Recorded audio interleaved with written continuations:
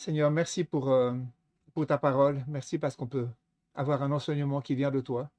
Merci parce qu'elle est parvenue jusqu'à nous. Merci parce qu'on peut la mettre en pratique.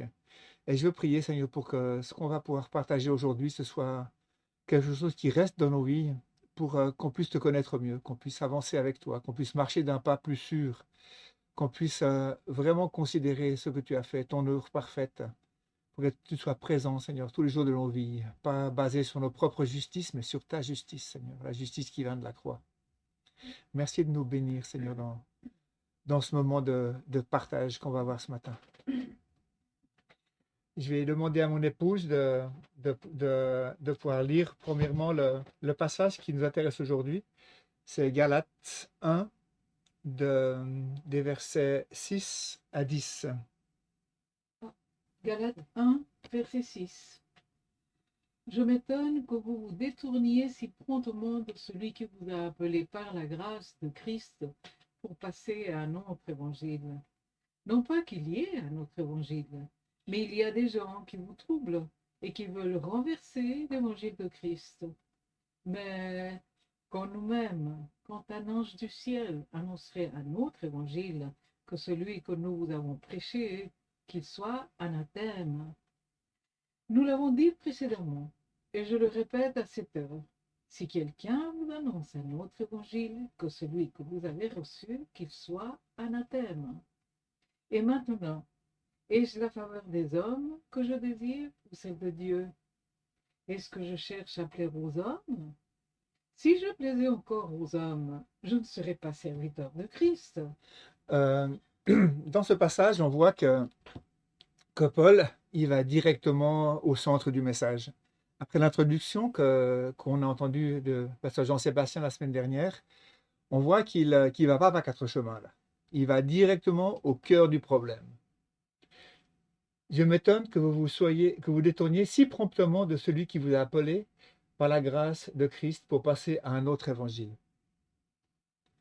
Il confronte directement les auditeurs, les destinataires de cette lettre, et puis nous aussi.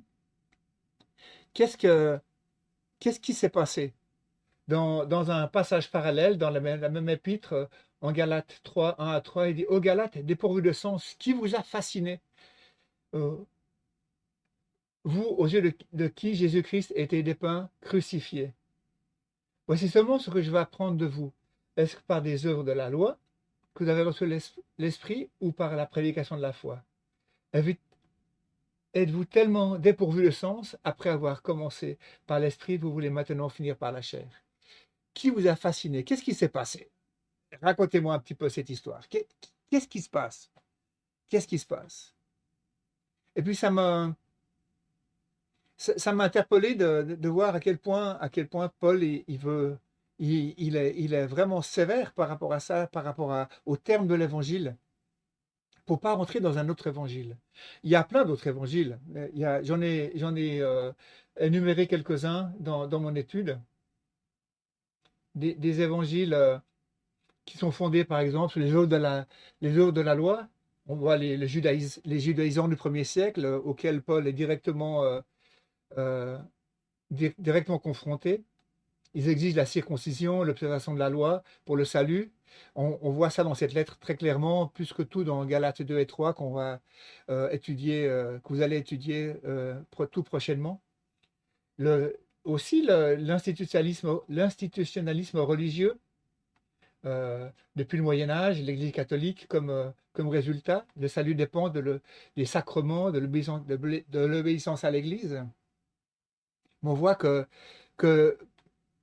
comme dit Romains 3, 28, car nous pensons que l'homme est justifié par la foi sans les œuvres de la loi. Ou Ephésiens 2, 8, car c'est par la grâce que vous êtes sauvés par le moyen de la foi. Et cela vient pas de vous, c'est le don de Dieu. Ce n'est point par les œuvres afin que personne ne se glorifie. Il y a aussi le moralisme moderne, qui est tellement commun maintenant que soit une bonne personne pour être accepté par Dieu. Mais il est écrit en Romains 10, 10, selon qu'il est écrit, il n'y a point de juste, pas même un seul. Comment est-ce que je peux être une bonne personne pour être accepté de Dieu? Car tous sont péchés et sont privés de la gloire de Dieu.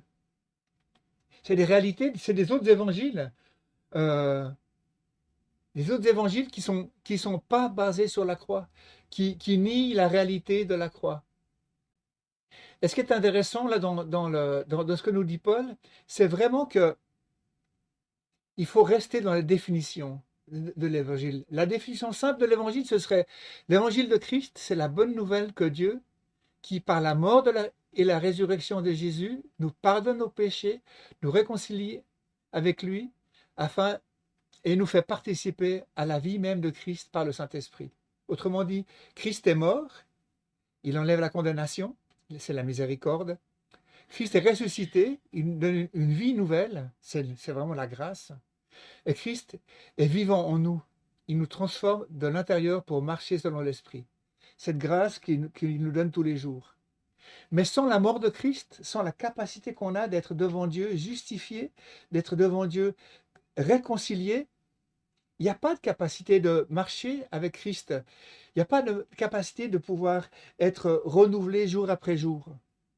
Et Paul, il est vraiment, vraiment sévère par rapport à ça, parce que si on veut s'approcher de Dieu à cause de nos bonnes œuvres, ou à cause des œuvres de la loi, ou parce qu'on se sent des bonnes personnes, il n'y a pas l'onction du Saint-Esprit sur nos vies, parce qu'on nie Christ. On nie Christ. Et quand on voit le, le détournement par lesquels ils se sont vraiment mis à part de l'œuvre parfaite de Christ, on voit qu'ils ont vraiment été séduits. Tu peux me lire maintenant là 2 Corinthiens 11, 3 à 4? Oui. Cependant, de même que le serpent séduisit Ève par sa ruse, je crains que vos pensées ne se corrompent et ne se détournent de la simplicité à l'égard de Christ. Car si quelqu'un vient vous prêcher un autre Jésus que celui que nous avons prêché, ou si vous recevez un autre esprit ou un autre évangile que celui que vous avez accepté, vous le supportez fort bien. Et c'est le problème qu'on a quand on voit que dans les Galates 3, il dit aux Galates dépourvus de sens, qui vous a fasciné? Si quelqu'un vous prête un autre évangile, vous le supportez fort bien. Parce que ça correspond aux œuvres de la chair. Colossiens 2, 8. Prenez garde que personne ne fasse de vous sa proie par la philosophie et par une vaine tromperie, selon la tradition des hommes, selon les rudiments du monde, et non selon Christ. Selon la tradition des hommes et les rudiments du monde. Notre chair animale, entre guillemets, notre instinct premier est de mériter l'amour. Avec nos parents, on a appris, si tu es sage, je suis content avec toi, si tu n'es pas sage, je te gronde et tu vas te coucher sans le dessert. On a appris dans les rudiments du monde, dans la manière de fonctionner, avec nos semblables, avec nos épouses, avec nos époux, avec nos amis, qu'il fallait être gentil pour qu'on soit accepté. Et ça, c'est les rudiments du monde. C'est la tradition des hommes, c'est la manière d'être normal. Mais on n'est pas des êtres normaux. On doit marcher selon Christ, selon une révolution que Jésus a fait quand il est venu. Il a changé totalement la manière de fonctionner. Non, vous n'êtes pas capable. La loi, c'était un pédagogue pour vous amener à Christ. La loi, comme dit Paul en Romains 7, elle est bonne, mais qu'est-ce qu'elle m'apprend? Que je suis pécheur. Elle m'apprend que je n'arrive pas à être bon selon le standard de Dieu, selon la sainteté de Dieu. Et ça m'amène, ce pédagogue, cet enseignant, me confronte à ma réalité pour que j'arrive à, à accepter Christ.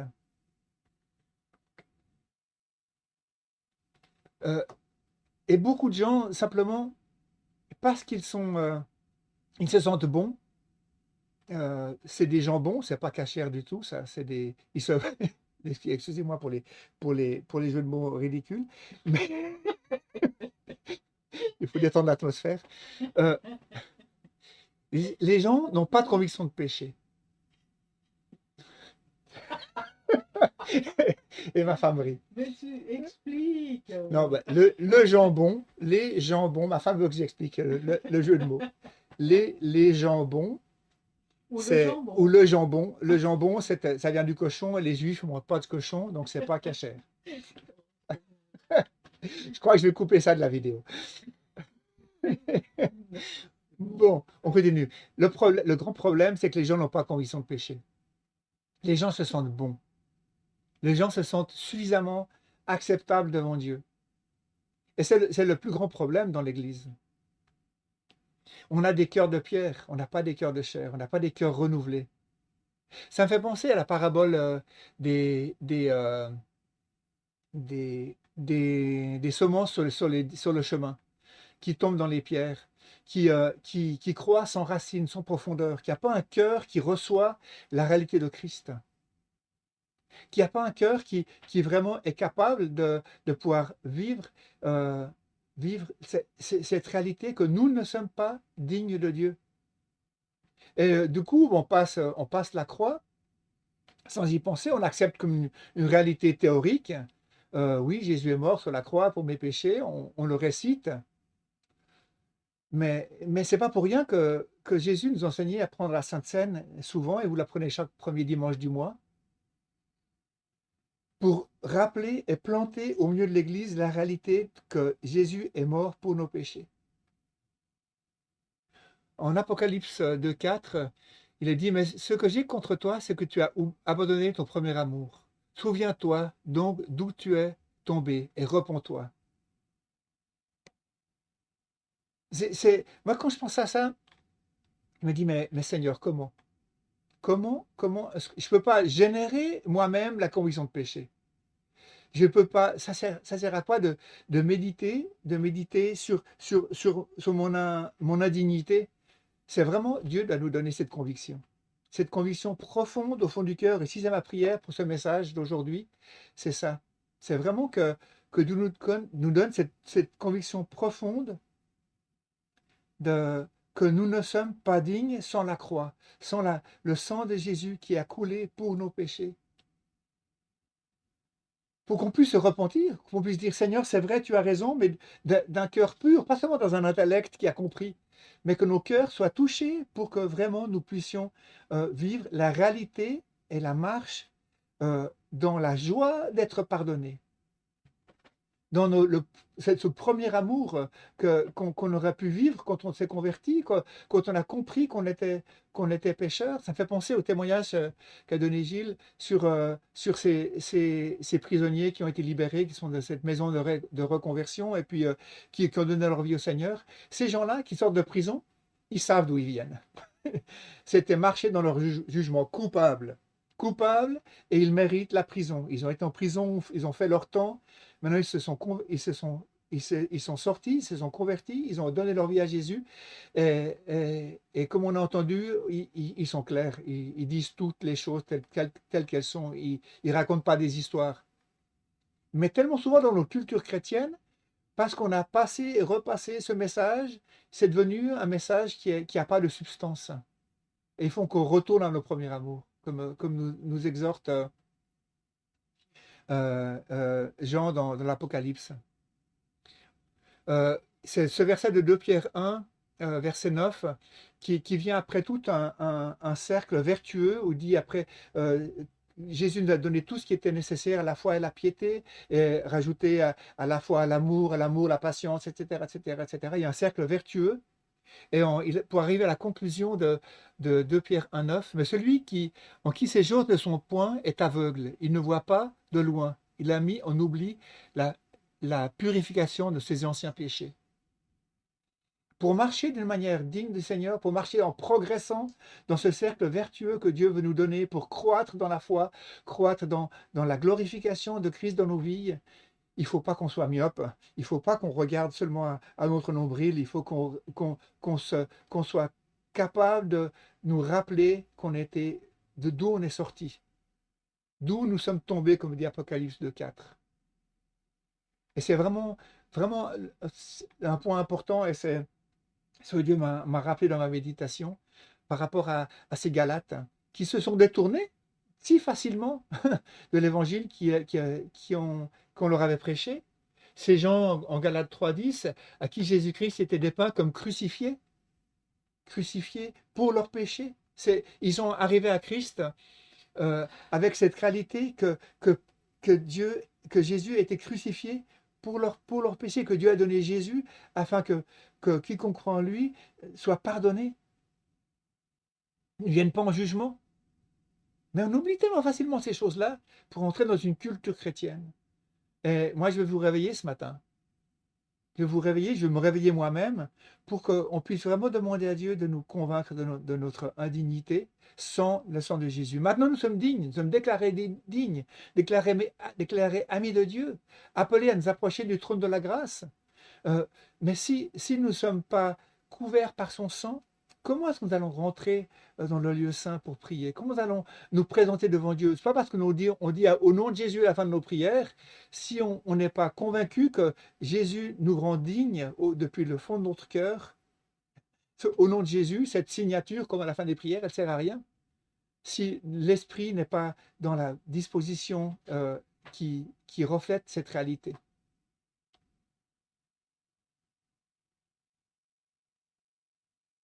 Verset 7. Non pas qu'il y ait un autre évangile, mais il y a des gens qui vous troublent, qui veulent renverser l'évangile.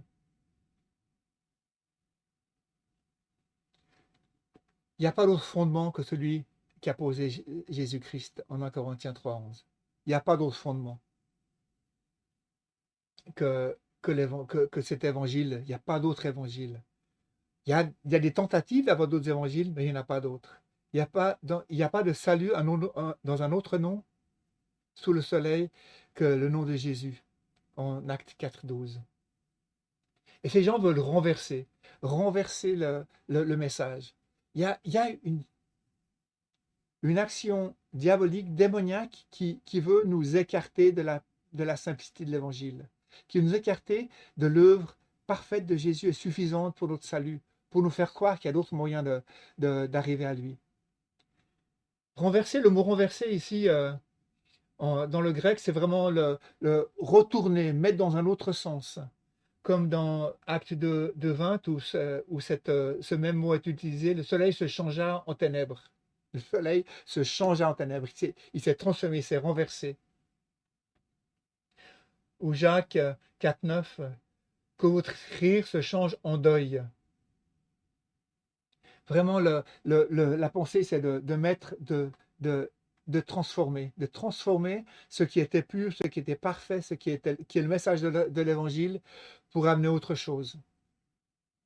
Et c'est une œuvre démoniaque qui veut mettre sur nos cœurs une couche d'endurcissement, qui veut laisser, c'est comme sur un chemin de terre où on passe et on repasse, on repasse. Au début, c'était un chemin de terre, c'est de la terre qui était meuble, qui laissait rentrer l'eau. On voit souvent ça dans un champ, quand il y a des gens qui passent avec des voitures ou un tracteur, il y a un chemin qui se fait, et au fur et à mesure qu'on roule sur cette terre, elle s'endurcit et l'eau ne rentre plus. La végétation est autour. Même quand on marche au travers d'un champ ou dans un sentier, le sentier devient, l'herbe ne pousse plus sur ce sentier. Il y a une stérilité qui se met en place. Et, l'ennemi veut qu'on rentre dans cette terre stérile. Que à force de religiosité, à force de venir à l'église, à force d'entendre ce message, on devienne familier avec la puissance du message de la croix, qui est une folie pour les hommes, mais qui est la sagesse de Dieu pour quiconque croit en 1 Corinthiens 1. Et souvent, on a besoin d'être ramené à l'origine du message et de demander à Dieu de rafraîchir nos cœurs pour que l'eau puisse pénétrer, que son esprit puisse pénétrer, que la parole puisse pénétrer, pour qu'on soit transformé de jour en jour par sa miséricorde. De jour en jour, on puisse grandir dans la grâce. Et c'est vraiment une œuvre que Dieu doit faire, mais on a besoin de se présenter devant Dieu et dire, Seigneur, je suis là. Je suis là, mon cœur est dur. Le cœur de chair que tu m'as donné quand je suis venu à toi, il s'est endurci.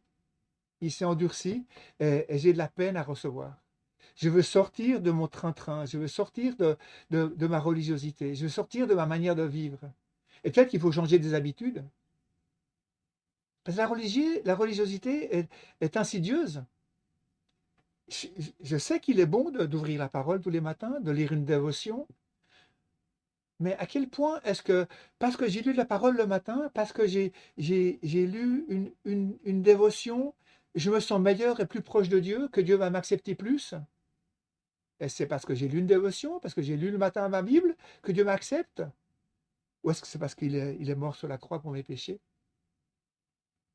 Est-ce que ces actes journaliers, cette routine qu'on peut avoir, peut nous faire croire, peut arriver à nous détourner de la simplicité de l'Évangile pour qu'on rentre dans une religiosité? Et c'est parce que je vais à l'église ce matin que Dieu m'aime plus? Non, il m'aime parfaitement depuis la fondation du monde. Il a donné son Fils par amour. Dieu a tant aimé le monde. Dieu m'a tant aimé moi qu'il a donné son Fils pour moi. Et arriver à dénicher cette insidieuse religiosité qui nous fait croire que par ce qu'on fait, parce qu'on veut évangéliser, parce qu'on donne à l'offrande, Dieu nous aime plus. Arriver à balayer toutes ces choses loin et revenir à la simplicité de l'Évangile. Christ est mort pour moi et ma dignité vient de la croix. Et la vie que j'ai découle de la croix parce qu'il est ressuscité et il me donne sa vie. Et sa vie en moi me transforme de jour en jour. Mais si la croix n'est pas plantée dans ma vie, sa vie de résurrection ne peut pas agir dans ma vie non plus. Et nous voulons être spirituels, nous voulons être des gens qui marchent sous l'inspiration du Saint-Esprit. Est-ce par l'Esprit que vous avez commencé ou par la chair? C'est par l'Esprit que les Galates ont commencé, mais maintenant ils marchent par la chair, parce qu'ils ont été fascinés, ils ont été détournés. Et ça, c'est vraiment le cœur du message de cette lettre. Vraiment ne pas se laisser ensorceler.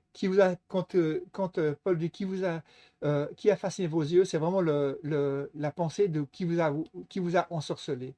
Qui est-ce qui vous a jeté un sort là, pour que vous vous détournez si facilement de l'évangile qui vous a été prêché, pour entrer dans une marche religieuse, à croire que par les œuvres de la chair, en vous sentant bon, en ayant fait ce que vous pensez qui est bon, Dieu va vous aimer. C'est vraiment ça le cœur de ce message. C'est pas parce qu'on fait, c'est parce que Dieu a fait que nous sommes acceptés. Et Paul de dire, je veux être trouvé non pas avec ma propre justice, mais avec la justice qui vient de la croix. C'est vraiment un secret pour pouvoir marcher selon l'Esprit, c'est vraiment de planter la croix dans nos vies et de prier, Seigneur, s'il te plaît, je t'en supplie, garde-moi dans l'humilité, garde-moi, je ne suis pas digne. On n'est pas là pour se fouetter, vilain, méchant de moi, etc. Parce que c'est même pas une chose qu'on peut se convaincre soi-même. C'est vraiment une conviction que Dieu doit mettre dans nos cœurs. Et puis, c'est vraiment la prière que je veux faire. Seigneur, convainc-nous de notre indignité humaine pour qu'on puisse marcher, Seigneur, dans l'esprit, à cause de ton œuvre parfaite. Acte 2, 29 à 30, tu l'as là? Je sais qu'il s'introduira parmi vous, après mon départ, des loups redoutables qui n'épargneront pas le troupeau, et qu'il s'élèvera du milieu de vous des hommes qui enseigneront des choses perverses pour entraîner les disciples après eux. La nécessité d'être attentif aux faux docteurs, à ces gens qui viennent avec une apparence de religieux, une apparence de sagesse, une apparence de vie en ordre, mais en fait qui vous enseignent à les imiter eux dans la manière dont ils se relationnent avec Dieu, parce qu'ils se sentent bons, et nous faire croire que en les imitant, en faisant comme eux, on va pouvoir être accepté par Dieu. Non, c'est pas en faisant comme eux qu'on est accepté par Dieu. C'est en réalisant notre indignité et en comptant sur le Saint-Esprit pour nous révéler, le pardon parfait de Christ. On va avancer au verset 8. Mais quand nous-mêmes, quand un ange du ciel annoncerait un autre évangile que celui que nous avons prêché, qu'il soit anathème. Nous l'avons dit précédemment, et je le répète à cette heure, si quelqu'un vous annonce un autre évangile que celui que vous avez reçu, qu'il soit anathème. Là, j'aime bien Paul, et là il dit, même si nous-mêmes, même si Paul même vous annonce un autre évangile, même si lui déraillait, restez planté dans la réalité de l'évangile. Et puis ça, c'est un garde-fou pour nous qui partageons l'évangile, pour que les gens ne s'attachent pas à nous, mais s'attachent à Christ. Et là, Paul, il est clair. Moi, ce qu'il est en train de dire, moi, je peux dérailler, hein. Je peux dérailler, mais l'évangile reste vrai. Et c'est juste un avertissement en passant. Vous avez un pasteur, Jean-Sébastien, qui marche selon le Seigneur, mais ce n'est pas à lui qu'il faut s'attacher pour la pureté du message. C'est à la parole de Dieu et au fondement de l'évangile. Je ne dis pas qu'il va dérailler, je sais qu'il est très prudent et c'est un homme qui étudie et qui a un cœur qui est plein, qui est complet pour le Seigneur. Mais si Paul le dit, je crois que Jean-Sébastien le dirait la même chose et moi je le dis aussi. C'est pas parce que nous avons de l'expérience et de la marche avec le Seigneur, que nous avons étudié la théologie, qu'il ne faut pas se méfier de nous. On pourrait aussi dérailler. Ou un ange du ciel. Ça me fait penser que ce verset, le verset 8, je l'ai souvent partagé dans la rue avec des musulmans, parce que c'est vraiment le centre même de l'islam, où j'ai mis ça. L'islam a été révélé par un ange. C'est un avertissement, c'est prophétique ce qu'il dit là. Entre 610 et 632, l'ange Gabriel, qu'ils appellent en arabe Djibril, pendant 23 ans, il a enseigné, soi-disant, à Mohammed à lire et il aurait dicté le Coran. Un ange de Dieu qui est venu prêcher un autre évangile. Et si on voit ce que c'est que l'islam, qu'est-ce que c'est que l'islam? C'est un retour à la loi. Il faut ça, il faut faire ça, il faut faire ça, il faut faire ça. Pour pouvoir être arrivé au paradis, soi-disant leur paradis à eux. Il faut faire aller à la Mecque, il y a les 5 piliers de l'islam, déclarer la foi en Mohammed et en Allah et Mohammed son prophète. Il faut donner l'aumône tous les jours. Il faut faire le ramadan. Il faut aller à la Mecque. Et les 5 piliers de l'islam. Et c'est des choses à faire. Et il nie Christ. Il parle que Christ, l'islam dit que Christ n'est pas mort, que quelqu'un d'autre, un autre homme qui lui ressemblait a pris sa place sur la croix, donc il n'est pas ressuscité non plus. C'est vraiment un autre évangile qui était amené par une révélation angélique. Et quand il dit, si moi-même ou un ange vous prêchez un autre évangile, qu'il soit anathème. L'islam, c'est une création démoniaque pour arriver à lutter contre le vrai évangile.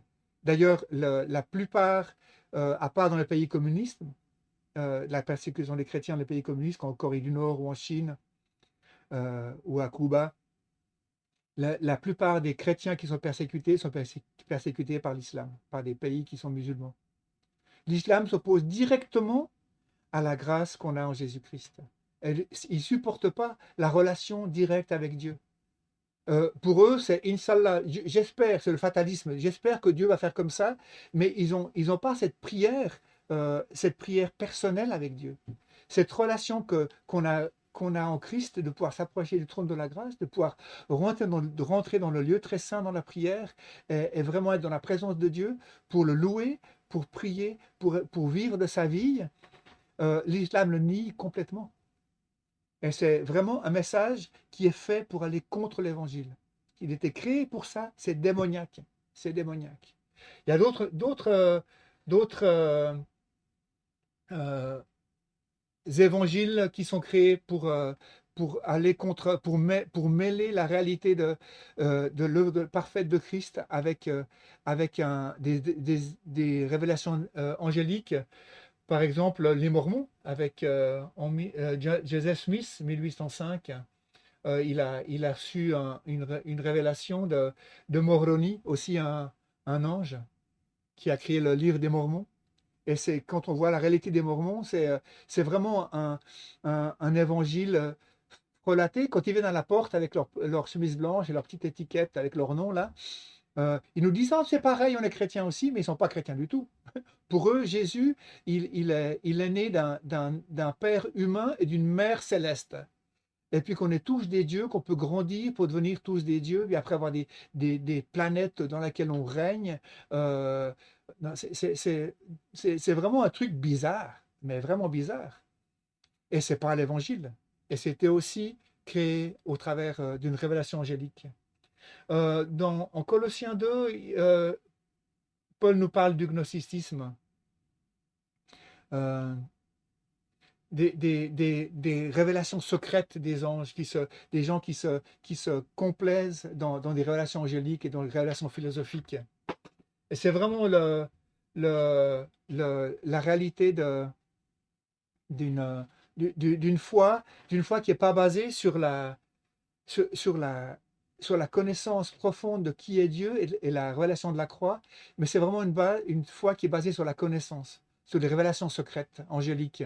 Et de là sont sortis les Templiers et à terme l'humanisme, les francs-maçons. Cette pensée qu'on peut sauver le monde par la connaissance, par l'enseignement, en étant en, en perfectionnant l'être humain par la connaissance. C'est la folie de penser qu'on peut être digne de Dieu par notre intellect, qu'on peut arriver à convaincre Dieu, à se perfectionner par la connaissance. Et c'est un autre évangile aussi. L'humanisme religieux est aussi un évangile, modèle moral où Jésus, c'est un autre Jésus. C'est pas seulement le Jésus qui est mort sur la croix, c'est seulement un modèle pour lequel qu'on doit imiter. Et c'est par une bonne morale. Ça rejoint un peu cette marche par la chair.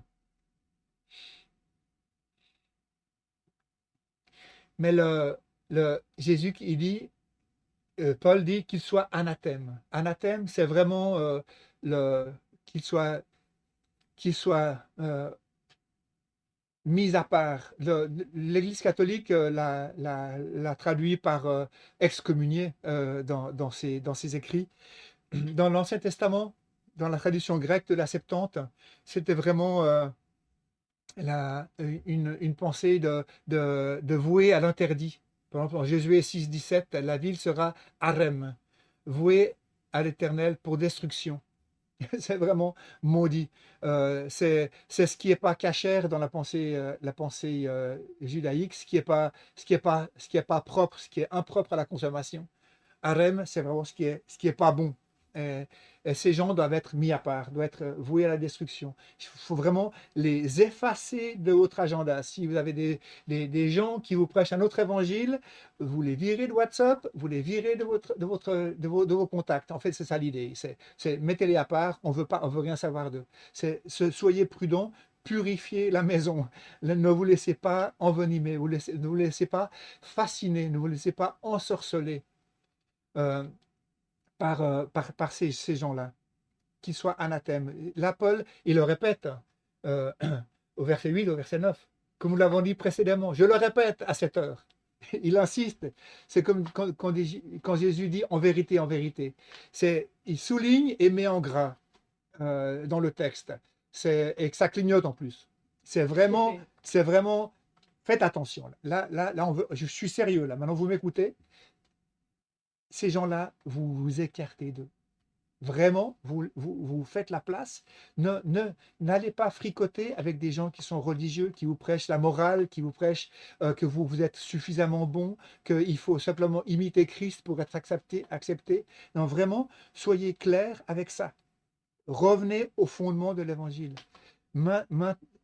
suppliez Dieu de vous convaincre de la réalité de votre besoin du pardon.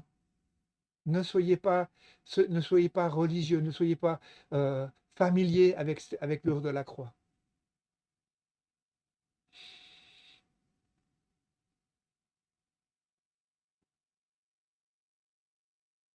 Le verset 10, et maintenant, est-ce la faveur des hommes que je désire ou celle de Dieu? Est-ce que je cherche à plaire aux hommes?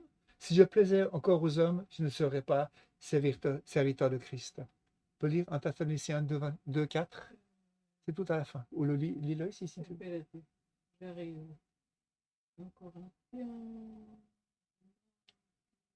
1 Thessaloniciens, c'est ça? 2, 4, ouais. Mais selon que Dieu nous a jugés dignes de nous confier l'évangile, ainsi nous parlons, non comme pour plaire à des hommes, mais pour plaire à Dieu qui sonde nos cœurs. La proclamation de l'évangile, ça ne plaît pas aux hommes, ça ne plaît pas à la chair. Et ce que je vous dis aujourd'hui, peut-être que vous n'êtes peut-être pas content de l'écouter, et les gens qui vont entendre ça sur Internet, peut-être qu'ils ne vont pas aimer du tout, et c'est normal. Notre chair n'aime pas être déclarée coupable. Notre chair aime être acceptée. On aime être accepté par les gens. On aime être suffisamment bon, être vu comme des gens bien. Mais là, Paul, il dit, c'est pas la faveur des hommes que je cherche. Là, je vous prêche, je suis dur avec vous, mais c'est pour vous convaincre d'une réalité qui est vitale pour vos vies. Et si vous voulez plaire aux hommes, il ne prêcherait pas ça. En fait, ce verset-là, il dit, en substance, c'est ça. Si je voulais vous plaire, je vous caresserai dans le sens du poil. Mais je ne veux pas vous caresser dans le sens du poil. Parce que vous êtes en train de faire fausse route, vous êtes écarté des fondements de la foi. Et cette lettre aux Galates, c'est une lettre qui est sévère, qui va directement contre les judaïsants dans l'Église, qui voulaient ramener l'observation de la loi, qui voulaient ramener la circoncision. Et c'était une lutte que Paul a menée, même jusqu'à aller au concile de Jérusalem, où il était avec Timothée et d'autres frères, pour confronter cette réalité avec les apôtres qui étaient à Jérusalem, pour arriver à avoir une main d'association avec eux, où ils disent, mais c'est vrai, tu as raison, continue à prêcher ce que tu prêches, c'est ça l'évangile. Et il y a des gens qui mettent en opposition l'évangile, les 4 évangiles, Jésus et Paul, par rapport à cette déclaration, par rapport à cette formulation de l'évangile. J'ai même une fois vu un livre dans une librairie qui disait, une librairie non chrétienne, l'évangile selon Paul. Et la substance de ce livre, j'ai juste regardé un petit peu en gros, c'était Paul aurait soi-disant déformé le message de Christ, qui serait un message d'être des gens bons, d'être limités, d'être comme lui, et puis que d'être des gens qui pratiquent une religion où par les actes, par les œuvres, on puisse être acceptable. En imitant qui est Jésus, on serait digne du paradis. C'est un évangile moraliste, mais c'est pas ce que Christ a prêché. Au contraire, combien de fois il était contre les pharisiens qui pensaient être justes par leurs actes, par leur manière d'agir en respectant la loi. Il les appelait des tombeaux blanchis, des races de vipères, parce qu'ils n'arrivaient pas à être conscients de leur indignité et ils se rendaient dignes par leurs propres œuvres. Mais c'est vraiment important de prêcher cet évangile-là. Dans la rue, quand on parle de Dieu, il n'y a pas de problème de parler de Dieu avec les gens. Les gens, Dieu, c'est quelque chose d'éthéré, on peut en parler. Mais quand on parle de la croix, quand on parle du péché, quand on parle du sang de Christ, ça change tout de suite. Et d'ailleurs, quand on parle avec les gens, c'est la chose qui reste en travers de la gorge, c'est vraiment placer la croix et planter la croix dans la conversation. On a de la peine parce qu'il y a une opposition démoniaque qui vient contre nous pour pas qu'on puisse prêcher un évangile complet et planter la croix au milieu de la conversation. Parce qu'on a peur de déplaire aux gens, on a peur de ne pas être accepté. Et c'est là que, et c'est pour ça que j'ai rajouté ce verset qui, en fait, dans ma Bible, elle est un paragraphe plus loin, mais j'ai vraiment l'impression et j'ai la conviction que c'est un discours qui est complet, qu'il n'y a pas de paragraphe dans l'original. Euh, Paul ne cherche pas la faveur des hommes. Autrement, il ne dirait pas ce qu'il dit. Il ose planter la croix dans le décor. Et c'est important qu'on puisse le faire dans nos conversations. En conclusion, ne nous détournons pas de l'Évangile. Ne nous détournons pas de la simplicité de Christ. Ne nous détournons pas euh, à force de vie chrétienne, du besoin de marcher selon les termes de l'Évangile. Ne nous laissons pas fasciner, ne laissons pas ensorceler, ne nous laissons pas endormir par des autres manières de vivre, une manière qui soi-disant serait agréable à Dieu dans la chair. Si ce n'est pas la vie que Dieu crée en nous, les œuvres préparées d'avance, dans Ephésiens 2:10, qui nous a créés en Jésus-Christ pour des œuvres préparées d'avance, afin que nous marchions en elles. Si ce n'est pas ces œuvres-là qui sont agréables à Dieu, les œuvres de la chair ne sont pas agréables à Dieu. Il n'y a pas moyen de plaire à Dieu si ce n'est pas à travers de Jésus-Christ. Seigneur, je priais, Seigneur, pour la pénétration de ce message dans nos vies, de notre propre vie. Et je t'en supplie, Seigneur, convainc-nous, convainc-nous une conviction profonde des termes de l'Évangile. Nous avons tellement marché avec toi que nous avons oublié, Seigneur, le premier amour. Nous avons tellement marché avec toi que nous ne sommes même plus conscients de notre indignité dans la chair. C'est vrai que tu ne veux pas qu'on se regarde le nombril tout le temps méchant de moi, etc. Mais c'est une manière de se présenter, une manière d'être, euh, une manière de t'aimer, Seigneur, en considérant la croix, considérant ton œuvre parfaite, considérer ton amour pour nous, alors que nous étions encore pécheurs, tu es mort pour nous.